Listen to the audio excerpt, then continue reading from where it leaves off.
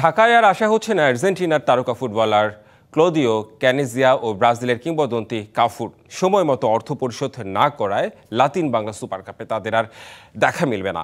এই টুর্নামেন্টে নিয়ে আসা হয়েছে আর্জেন্টিনা ও ব্রাজিল থেকে একটি করে দল। খেলছে বাংলাদেশের তরুণ একটি দলও। অব্যবস্থাপনা ও অনিয়মে ভরা এই টুর্নামেন্টে দেয়া হয়নি ফুটবলারদের হোটেলের বিল ও ম্যাচ ফি।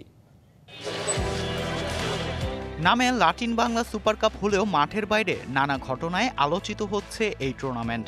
আয়োজনে অনিয়ম ও অব্যবস্থাপনার অভিযোগ উঠছে একের পর এক। সোমবার Bangladesh red in green superstar ও আর্জেন্টিনার অ্যাটলেটিকো চার্লনের ম্যাচটি শুরু হওয়ার কথা ছিল সন্ধ্যা ৭টায়। তবে রেফারি দেরিতে পৌঁছায় ম্যাচটি শুরু হয় ১৭ মিনিট পর। শুধু তাই নয়, এখনও বাংলাদেশ দলের খেলোয়াড়দের ম্যাচ ফি পরিশোধ করেনি আয়োজকরা। বকেয়া পড়ে আছে হোটেল বিলও। পেমেন্ট এদেরকে কে দেবে সেটা আমিও বলতে পারবো না, বাট আমাদের সাথে যখন ফেডারেশনের কথা হয় আমরা একটা টিম চাচ্ছি বাংলাদেশ থেকে। বাংলাদেশ টিমের স্পেশালি এই ধরনের প্রোস মানি যেটাকে পেমেন্টস বলে থাকি, এই ধরনের কোনো ডিএল আমার সাথে হয়নি। টুর্নামেন্ট আয়োজনের আগে ব্রাজিলের বিশ্বকাপ জয়ী ফুটবলার কাফু ও আর্জেন্টিনার তারকা ফুটবলার ক্যানিজিয়াকে আনার প্রতিশ্রুতি দিয়েছিল আয়োজকরা। তবে পেমেন্ট ইস্যুর কারণে আসছে না এই দুই তারকা ফুটবলার। নতুন এবং ফিরে আসা গ্রাহকদের জন্য নগদে চলছে ক্যাশব্যাক সহ প্রতিদিন হাজারো উপহার জেতার সুযোগ। হবে আশা আর ফেরা সারপ্রাইজ সেরা। বড় নাম ঘোষণা করে টুর্নামেন্টের ব্র্যান্ড ভ্যালু বাড়ানো এবং দর্শক স্পন্সরদের আগ্রহ টানাই কি মূল লক্ষ্য ছিল তাদের?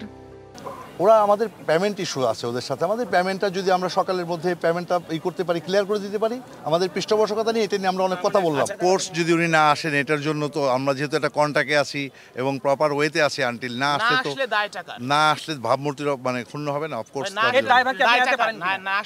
আমি চেষ্টা করে যাচ্ছি যেন সে আসে।